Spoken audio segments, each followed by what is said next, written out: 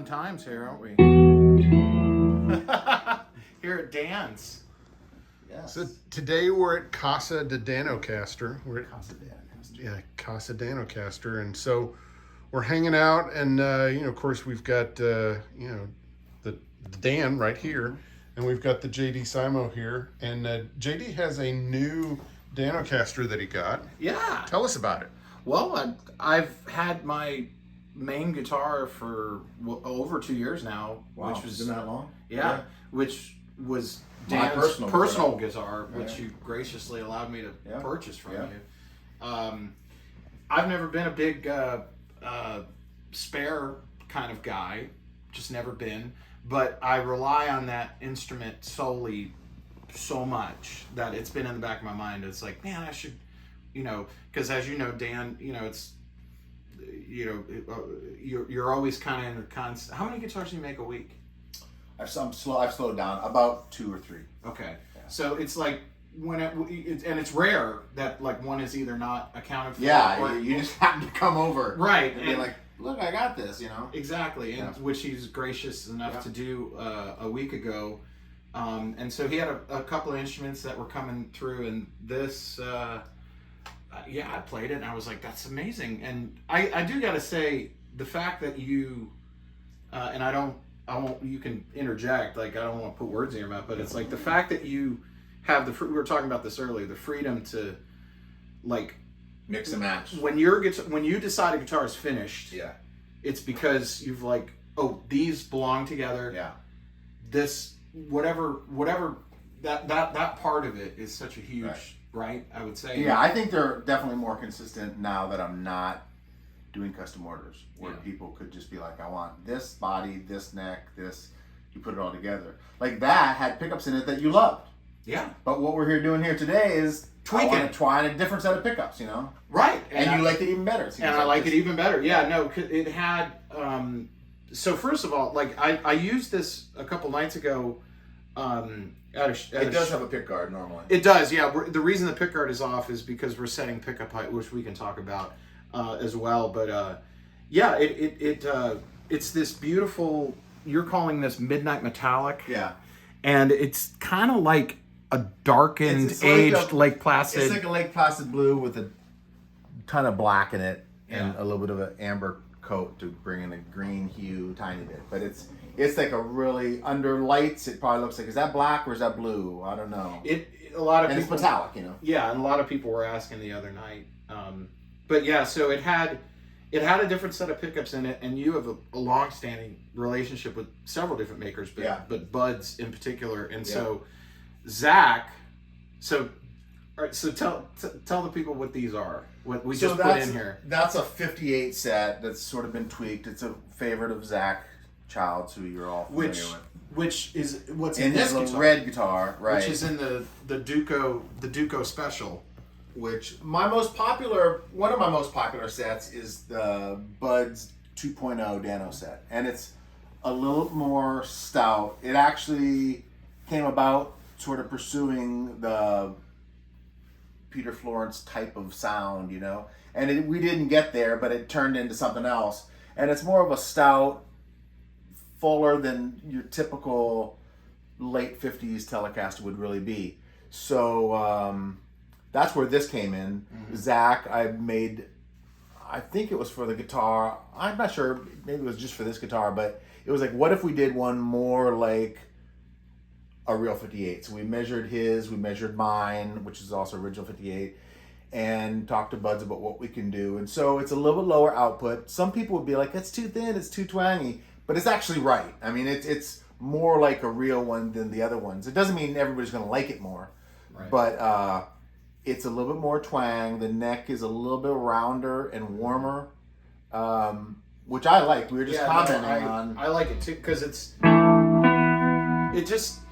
what was in here were great, but like when something is really, we're talking like strong fundamental, meaning that the note is bold and present and punchy, but like the air that upper harmonics live in. Fairy dust up really high. Exactly. Like especially when you're used to old guitars, and like my Dano that I got from you, that was yours, has old pickups in it. Right. So it especially kind of has this, especially the bridge pickup, like has, it's beautiful. There's so much. But actually, shit. if you remember when I sold that to you, I'm like, you know, people have asked me to sell it, but I don't think a lot of people would get it. Yeah, no, you did. I did because a lot of people are and like, because people would have swapped out that pickup. Like the neck is louder than the bridge. I need the loud, and it's like you gotta learn to work it. You know? People to this day, like when I hand it to people, it's like I'm used to it, right? And I like know that guitar very well now. That it's like it doesn't faze me at all. But yeah, it's like because it has the guitar that we're speaking of has an old, is it a PAF or an early patent number? Early patent number. Early patent number, and it's gold, so it came out of a 45 or a 55. Yeah.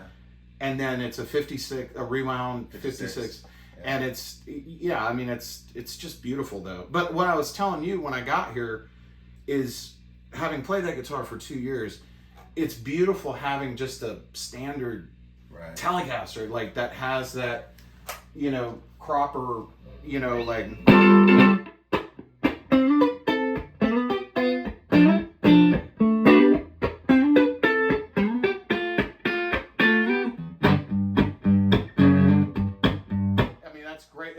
It's been fun for me the standard neck pickup. Yeah, the standard neck pickup, and this because it's darker. And the middle position makes Oh man.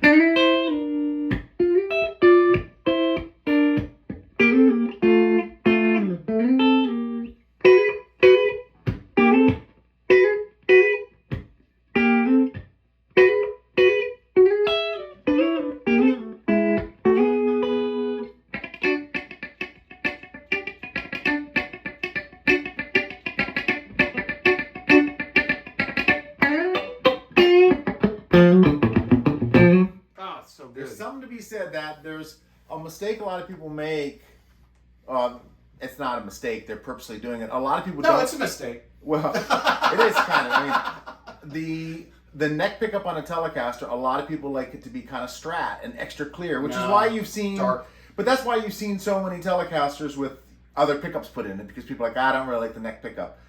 But if you get a good, it really affects the middle sound tremendously. And if you get a bridge that's a little bit bright and a neck that's a little bit fat and warm but still clear, it makes that classic tone. And you can, as soon as you start putting a stratish, you know, neck pickup, just a brighter neck pickup, it really changes. The middle doesn't have the fatness. Yeah, but this is great. So I mean, I don't know. How you doing, Zach? Are you enjoying? I mean, he's got a strong arm. You notice how steady. I'm enjoying, you know, getting to hang, you know. Just turn it back on you. I'm enjoying getting to spend time with my friends and and what was going on was that, of course, you know, he's changing the pickups, but everyone has kind of their own thing as far as setting pickup height. Right. And so to me, it's always really interesting because everyone kind of has their little pet thing. Like I have, you know, my kind of thing where I kind of have a tendency to just, you know, press down at the last fret, and I try to get this neck pickup as high as it will go. Now, I didn't set the height on this. Actually, you know, Dan did. So this one I haven't done it to. But on a lot of my guitars, I will basically, you know, fret the high E string on the last fret, and I'll basically get it where it just clears. Now, this is a little bit lower than I would set it. But the thing is, the guitar sounds so good as is. And I typically set the neck pickup so the treble side is higher. Like they're slanted, and people are like, really? should I? Yeah, I like that. And it makes the bass not as flabby. I usually on Telecaster, every guitar is different, but Gibson's a very different setup. But on Telecasters, I tend to set the bridge pickup height first to get it where it's not, number one, where it's not choking, but also like I can't specify. The best I can say is where it doesn't sound modern. Yeah. Like where it sounds old, you know? Yeah. And because there is a sweet spot. Yeah. And then I'll actually set this by the middle position. Yeah. Actually. Yeah. Like I'll keep bringing. So I don't know. This is sounding. Like when you go to the bridge, do you like it to get a little bit louder? Like No, I don't care. You don't care? I don't care. See, I do. I like it to get, if you're in the neck or middle and you go to the bridge, I like a little bit of lift. And again, we're also, like we were saying about the guitar I use all the time, Yeah. there is a mismatch there. Oh, So yeah, it's like that I'm guitar. really used to it. Yeah. And also the tone control on that is only wired here. Only on the bridge, yeah. So that's another thing I liked about this past week is having the tone on everything, because I don't know, the older I get, it's like I will more often make the amp brighter, but my tone control is always down a bit. So Shout out to Headstrong. This is a great little amplifier. Yeah, Wayne. Both of these guys have one. It makes me want one. Wayne is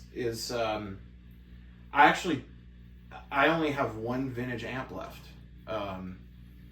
I've gotten rid of everything because all I ever use is this specific one, and I have one other one that I use a good amount, and then there's a third one that I use even less. But it's like, you know, I fly with this. I mean, it's kind of the only thing I carry. It's basically a straight up Princeton reverb with a 12. Yeah. It sounds great.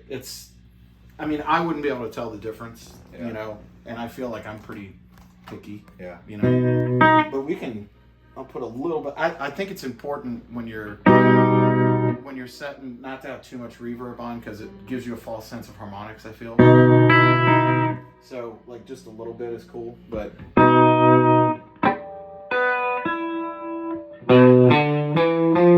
I mean that sounds pretty good. I'm gonna, just because I want to hear what's gonna happen, I'm gonna jack it up a little bit just so I can hear what it sounds like up. But because you're touching the string. Should we hear Budz? huh? Touch? Oh no, it's fine. It's just It's just it's that. yeah.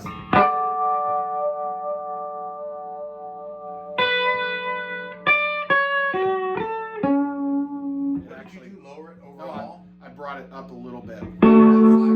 Both sides. I'm gonna lower the bass side because it's too much. That's pretty loud in here. I wonder how that hits the camera. How's it sound like out there? How's it sound, everybody? Should we turn it up or We'll not? find out. That sounds pretty good.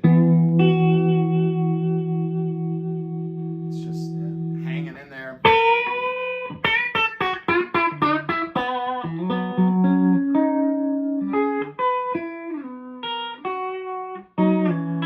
Yeah. And then you turn it down and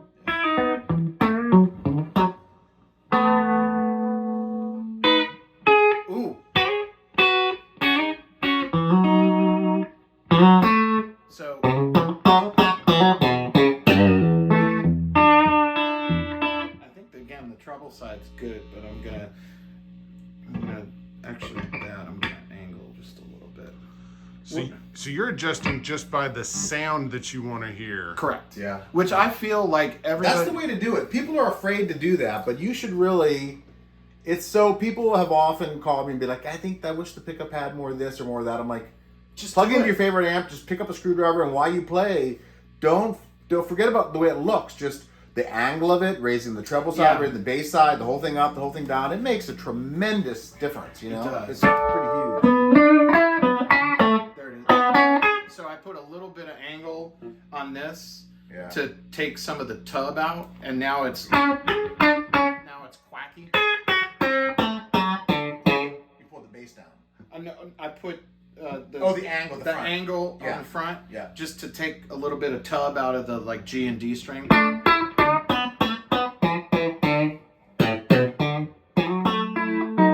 That's beautiful. The angle of the dangle. So now let's Thanks, see. Dan.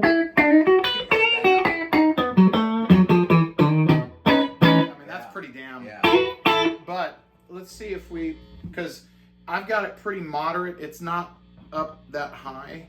So I bet you if we give it a little bit of, if we raise it a little bit, it's going to get even kind of quackier. Actually, I changed my mind. I like it where it was. Yeah, this is the thing, like people, I don't think a day goes by, especially when I'm touring, that people don't ask me about pickup height in particular. I probably get Really? asked most about Your that. settings would affect their guitar, though. You know? Well, and I also think that because people know that I'm a tweaker and Yeah. stuff like that, and so, but it's like there is no baseline. You have to listen. Yeah. On Gibsons, it is different because the thing I'll say, I know you're the Telecaster guy, so, but like when you chime, usually in like C or B position, when you go like, God, that sounds good. Like there's a chirp. There's like that happens when the pickup is just right where it needs to be. Yeah. And the tolerance is like within maybe like a quarter of a turn. And like it's almost Gibsons I think are the easiest. God, that sounds good.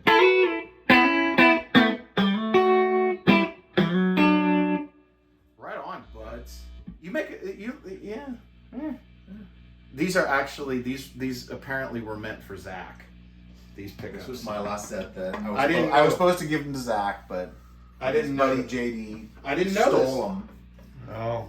Well, I got here and you were like, I have two things we can try. I have two things and you have to make a choice. Yeah. And we had a discussion, and I didn't want you to say both. Let's try both. I wouldn't have wanted to.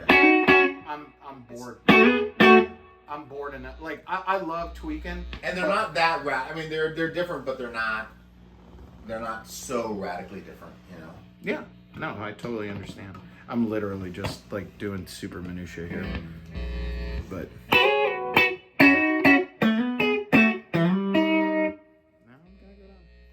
But yeah, I'm curious what this is going to sound like now.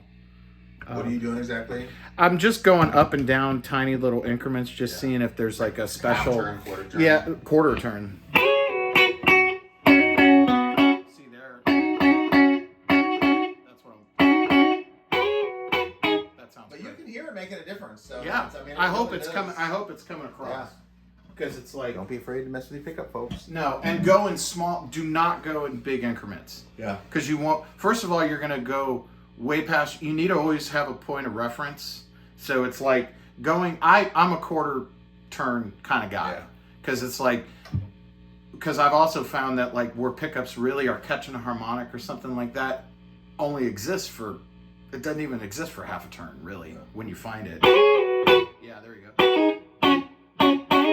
Let's hear how the bell like. Strangely, pretty balanced.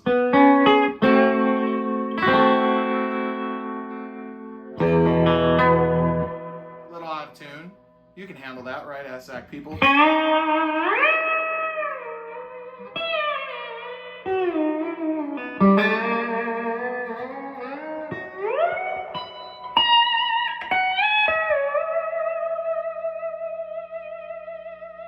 Yeah, that's hanging on there. So there you go. I mean, like, I don't know. That's how I do it. Yeah, that's great. So I don't know, you know.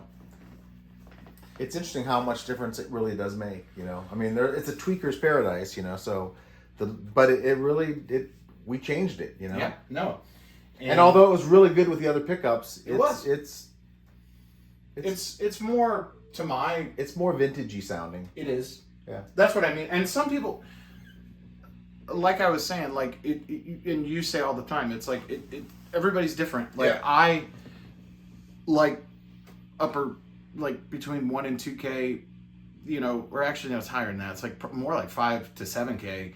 The little harmonic Peak shit on top that some people can't even hear. Some people can't even hear it. Like they wouldn't know what I'm talking about. And some people like the strong fundamental. Like if you're in contact, like I was saying, like in the studio, because I used this on a record last week that I'm producing for a guy, and I also used it live with my buddies. And it's like in the studio, I couldn't, because it was layered dense and stuff. because it was dense. I couldn't, like, the fundamental actually was like it was great, like, Yeah. you know. But when I got out playing live with it, I was like, oh yeah, there's that stuff up top that isn't there. Yeah. You know. So anyway, but yeah, Telecasters. So I've got 2 Danacasters T-style guitars for the litigious people. right? Thank you, appreciate that. It's my pleasure. So Zach, am I Single cut. We didn't single cut? We don't even like T-style. Actually. Single cut. So am I getting back in your T-style single cut good graces after Yes. all these years? After all these years, you're finally fully embraced. I'm more embraced than I was in the Don Kelly days. Because in those days it was like I had to, you know. Like I liked it and I loved it and I was into it. But like now it's genuinely like, no, this is just what I prefer, you know. So there you have it. So. Well, that's good. Well, guys, appreciate y'all giving us some insight into setting pickup height. Sure. So I guess the lesson story.